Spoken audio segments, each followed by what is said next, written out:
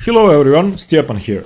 The candidates tournament is almost over and I'm gonna continue the analysis of round 13 with a stunning game played between Mamedyarov and Grischuk. And before this round, both players were at 6.5 points from 12 games, which kept them very much in the running for first place, and both of them had to win this game in order to keep it that way and to have a chance at victory. And Caruana and Karjakin were at 7 out of 12 after 12 rounds, so half a point in front of them. So neither Mamedyarov nor Grischuk was to decide his own fate, but with a bit of luck and a win today, it was possible that they could win the candidates tournament. Mamedyarov had the white pieces here and he opened with pawn to d4, knight to f6 by Grischuk, knight to f3, g6 and g3, and this is now a variation of the Neo Grünfeld defense, and there are many lines that they could go to, but they went for a symmetrical fianchetto, bishop to g7, bishop to g2, and this is now a completely symmetrical Grünfeld or a Neo Grünfeld defense where both sides fianchetto their kingside bishops and castle, and now d5 by black, and this is now just symmetrical, and c4 by white, trying to disrupt black's fight for the center with the thematic d5 move for black. D takes c4, Grischuk goes up a pawn temporarily, and Mamedyarov plays knight to a3, attacking c4, and here Grischuk plays a great looking but not the most precise move, disrupting white's pawn structure slightly with c3, but it's a theoretical move. B takes c3 and c5, and this is all still theory even after c5, and this line has been played many times before on top level, and black is arguing that white's pawn structure is weak and that after, let's say, c takes d, then he will have a 2-to-1 pawn majority on the queen side and the chance to create a passed pawn. Here Mamedyarov plays rook to e1, knight to c6, and in this position by far the most common move is e4 for white, expanding in the center and gaining space immediately, but Mamedyarov played the second most often played move, bishop to b2, and both are really good, but e4 is just a bit more aggressive. And bishop b2 is fianchettoing the light squared bishop as well, dark squared bishop as well, and defending his central pawn structure in advance of some breaks by black. And even though the bishop may seem useless now, it can become active very quickly. Knight to d5 here by Alexander, queen to c2, and once again e4 was begging to be played, but queen to c2 isn't terrible. He's preparing to pressurize d8, the d8 queen with rook to d1 most probably.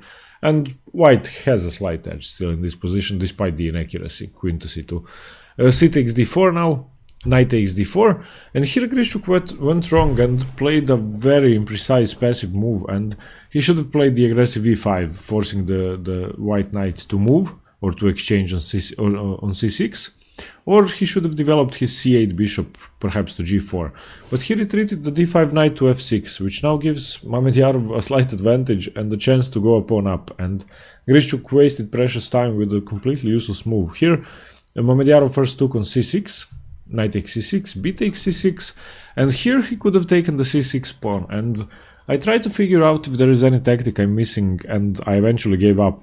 I couldn't see why taking the pawn was bad.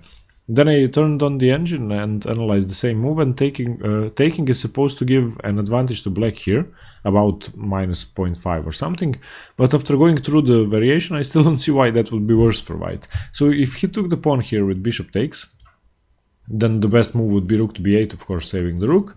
Now bishop retreats to f3 and knight to g4. The best move is now to give up the bishop, but the bishop isn't that active anymore anyway. Bishop takes, and knight to c4. And black is supposed to be better here, nothing major, but he more than compensates for the pawn, but I would always rather have white in this position. I'm not sure. But after b takes c6, Mamedyarov didn't take the pawn. He played the absolute best move, according to the engines. He played c4. And this is the most active move, just he isn't keeping his bishop passive, and he isn't threatened to lose the bishop in some variations. Bishop f5. And once again Mamedyarov doesn't play e4, which is probably the most thematic move for white in the Grünfeld, and also the best move in this position. He plays the inferior queen to c1, just retreating the queen passively, and queen to c7, now defending c6, so taking it is no longer an option. Knight to c2, rook a to b1, bishop to c3, of course getting away from any possible double attacks by the bishop if the f6 knight should move, so the bishop would be attacked twice. So bishop to c3, bishop takes c2, queen takes c2, and now knight to e8. And in this position, Mamedyarov decides to expand a bit on the king side with h4, and we have c5, closing down the possibility of the c4 pawn moving any further. Rook e to d1, developing, bishop takes c3, queen takes, and knight to f6. And the position is now more or less equal, and I think Grischuk wasted another tempo just meaninglessly moving the knight to e8 and exchanging the bishops, because he now spent another tempo coming back, and perhaps it would have been better just to keep the knight on f6 and the bishop tension going on. And it's still more or less equal, but practically speaking, white has an edge because his bishop is much stronger than Grischuk's knight, and the bishop is also controlling many key squares, e4, d5, c6, and what's important, those are the same squares the black knight would want to develop to. And the game continues with bishop to f3, another very useful restraining move by Mamedyarov, taking even more squares from the knight. h5, rook a to b1, initiating an exchange. Grischuk accepts, rook takes, rook to b8, and now rook to b5, a very high class maneuver by Mamedyarov and a common idea in endgame transitions. And usually in these positions you are provoking your opponent to create a passed pawn or an advanced pawn for you, and now he is offering a trade which would result in having 2 against 1 on the queen side, with a passed pawn soon to follow, in exchange for black having the passed but blockaded c5 pawn. And you could argue that white's pawns would be much more difficult to stop, actually. The game continues with knight to e8, once again moving the knight for the 4th time, losing a lot of time, queen to e3. And now Grischuk does decide to take, and that's why he played knight to e8, so that he could, after rook takes, c takes, play knight to d6, immediately attacking b5. But I would now definitely rather have white here, because his position seems much more attacking and dangerous for black. a4 defending, c4, Grischuk is starting to push his own passed pawn, king to g2. This is a very important move because it's getting the king of the back rank, and any queening, if both sides get to queen their pawns, white wouldn't have to move his king because the queening wouldn't be with check. c3, Grischuk is pushing his strongest weapon, and Mamedyarov is forced to defend with bishop to c6 now, blocking the defense of c3 from the queen. The queen defends from a5. Mamedyarov plays queen to c5, still attacking and preventing c2. a6 in this position, e4, finally on move 32, and the game could have definitely gone very differently had he played it earlier, but perhaps it was part of his preparation not to play it in order to confuse Grischuk, since e4 really is the most common plan for white in Grünfeld positions. Here the game continues with a takes b, king to h7, and now e5. And for some reason Alexander miscalculated here. Perhaps he was already in time trouble, and I think he was, because this is move 34 and the time control is at move 40. And he should have retreated the knight to f5, and it was a perfectly sound move, and the resulting position was completely equal if he just retreats with knight to f5. But instead he temporarily decided to sacrifice the piece. He took on b5, and after knight takes b5, of course, if bishop takes b5, then c2, e6 would be the best move, c1 queening, and after queen takes bishop, and this would be an equal position. But the problem is that after knight takes b5, of course, white isn't forced to take the knight. He has a Zwischenzug which is completely crushing, and he missed it completely. And if he saw it, if he thought of it for a second, he wouldn't have taken the pawn with knight takes b5, because Mamedyarov is now able to play e6, and the position is now just lost for black, completely lost. Okay, let me show you the most logical move.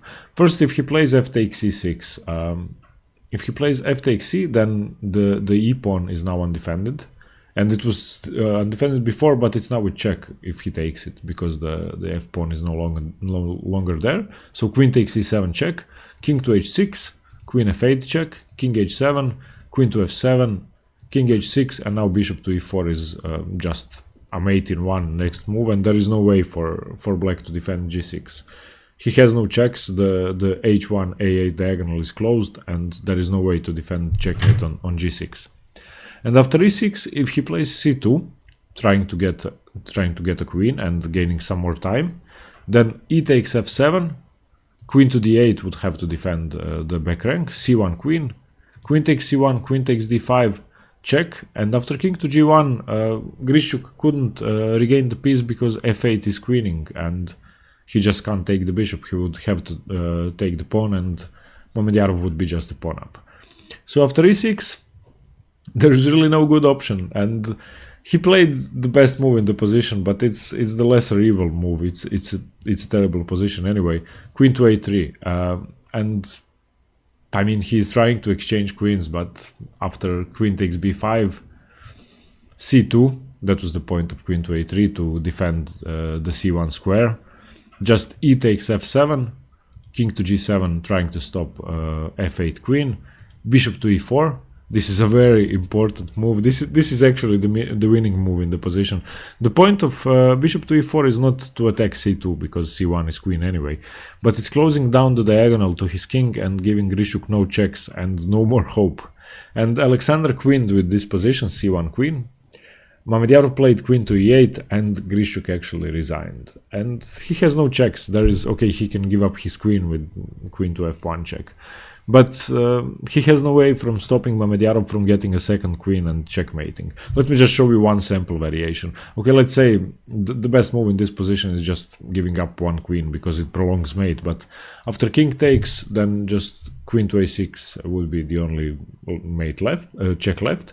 King to g2, and now king to f6, f8 queening, and it's not hard to see a checkmate here. This is just very, very easy to do. And it's unfortunate that Grischuk missed such a strong move in this position that he took on b5.